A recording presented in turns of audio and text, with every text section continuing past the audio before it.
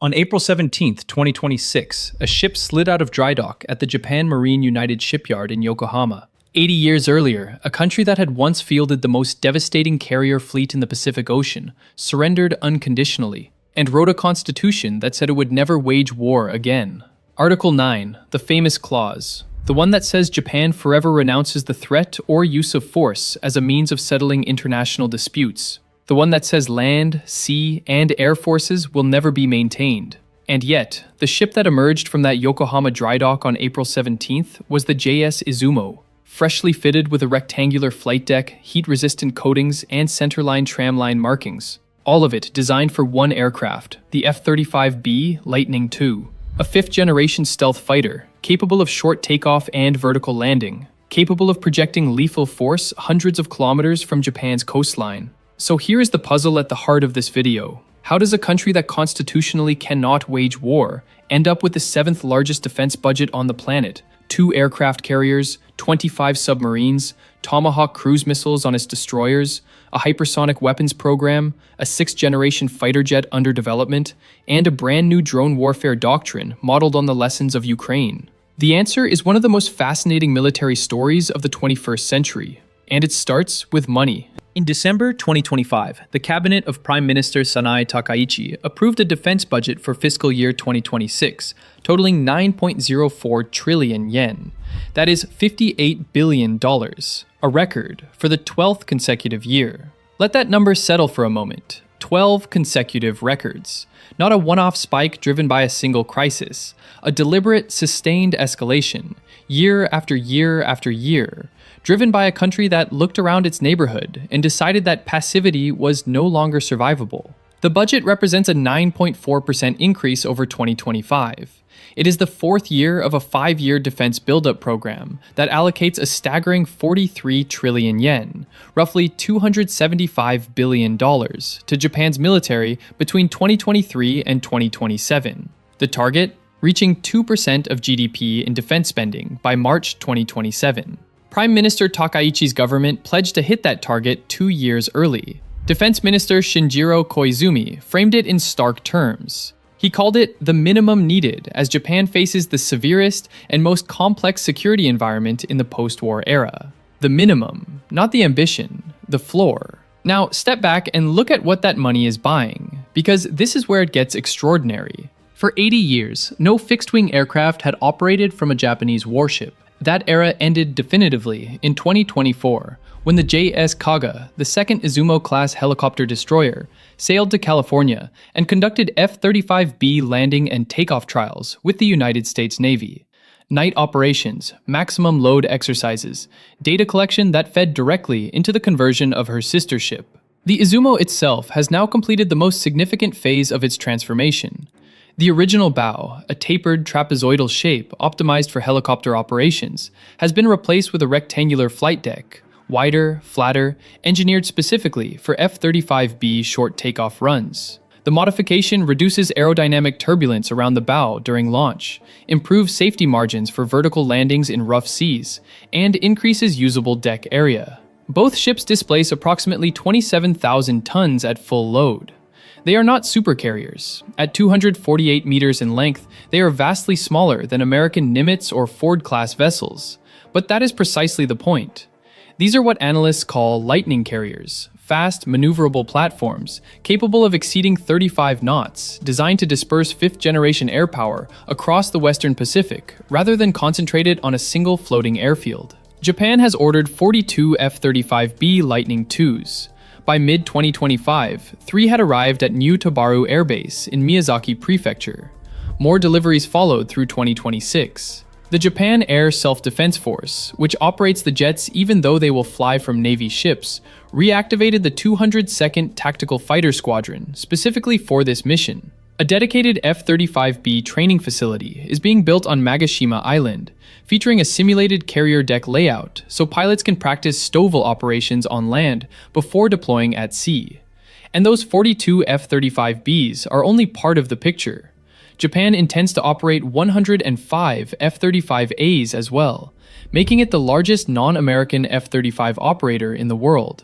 147 fifth-generation stealth fighters.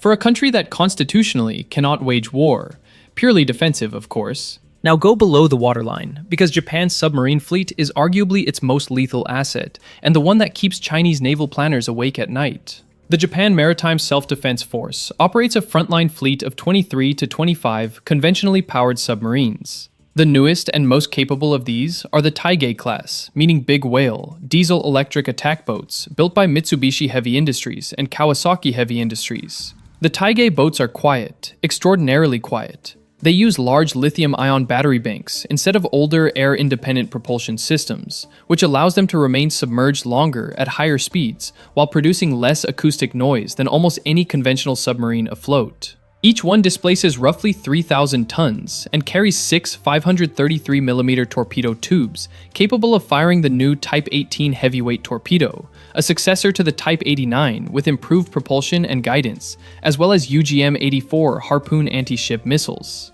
But here is where it gets serious. Japan has contracted Mitsubishi Heavy Industries to produce a submarine-launched cruise missile derived from the Type 12 family. This turns every Taige-class boat into something far more dangerous than a torpedo platform. It transforms them into stealthy, mobile firing lines that can sit astride the Luzon Strait, the Miyako Strait, or deeper in the Philippine Sea, and launch precision strikes against surface groups or land targets from positions that are almost impossible to detect. 5 Taige boats have been launched so far, 8 are planned.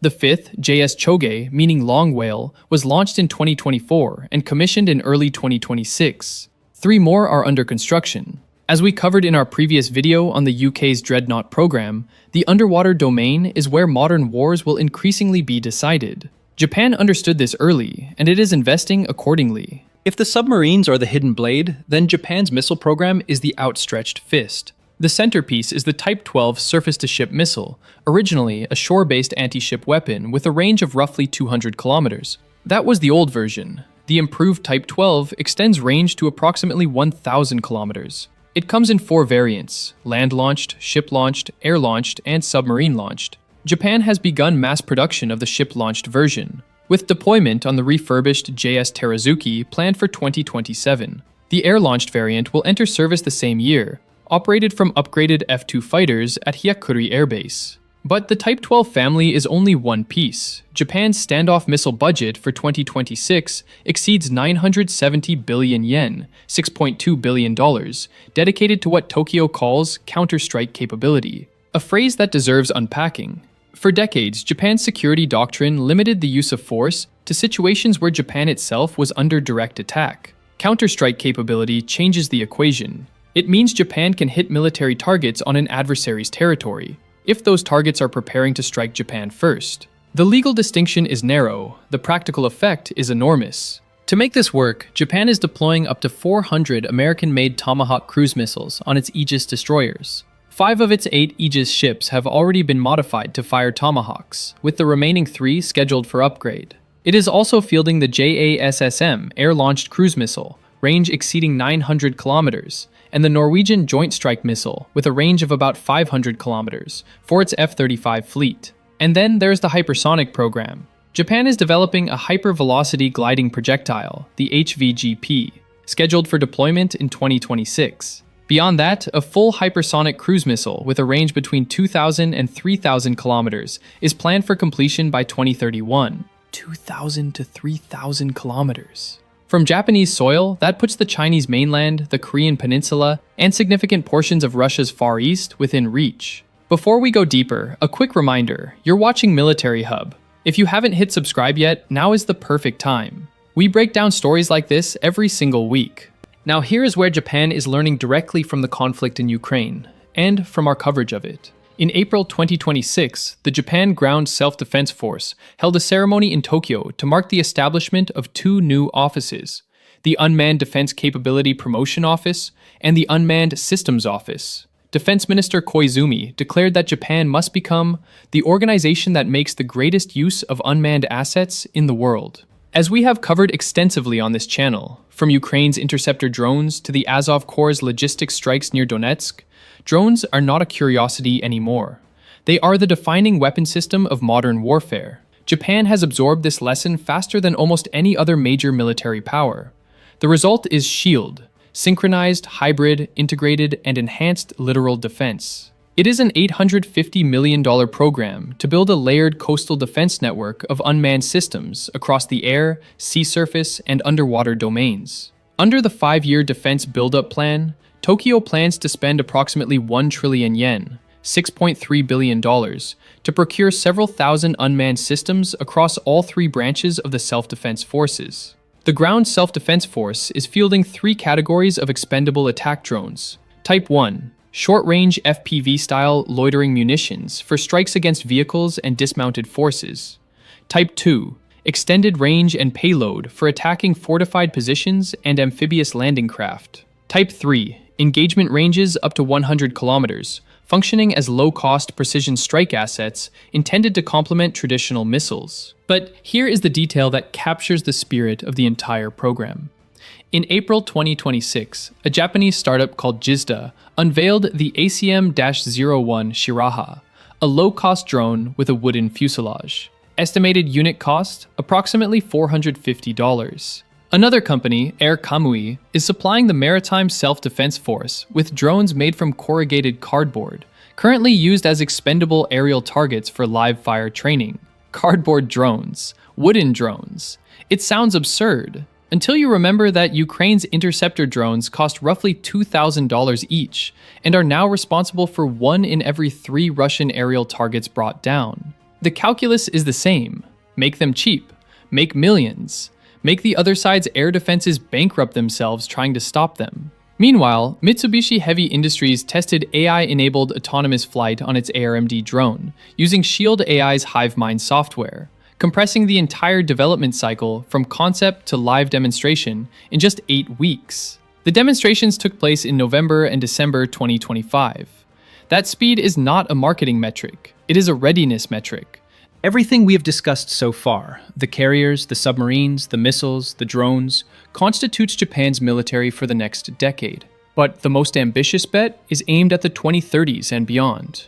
The Global Combat Air Program, GCAP, is a trilateral initiative between Japan, the United Kingdom, and Italy to develop a 6th-generation stealth fighter. It merges Japan's Mitsubishi FX program with the UK's BAE Systems Tempest into a single platform, managed by a joint venture called Edgewing, 1/3 BAE Systems, 1/3 Leonardo, 1/3 Japan Aircraft Industrial Enhancement Company. In April 2026, Edgewing received its first joint contract, £686 million, roughly $850 million, for critical design and engineering work. The program targets a technology demonstrator flight in 2027 and a service entry date of 2035. The GCAP fighter is not just an aircraft. It is designed as the core node of a system of systems, a manned stealth platform commanding a swarm of AI-operated collaborative combat drones, equipped with sensors delivering 10,000 times more data than current fighter radars,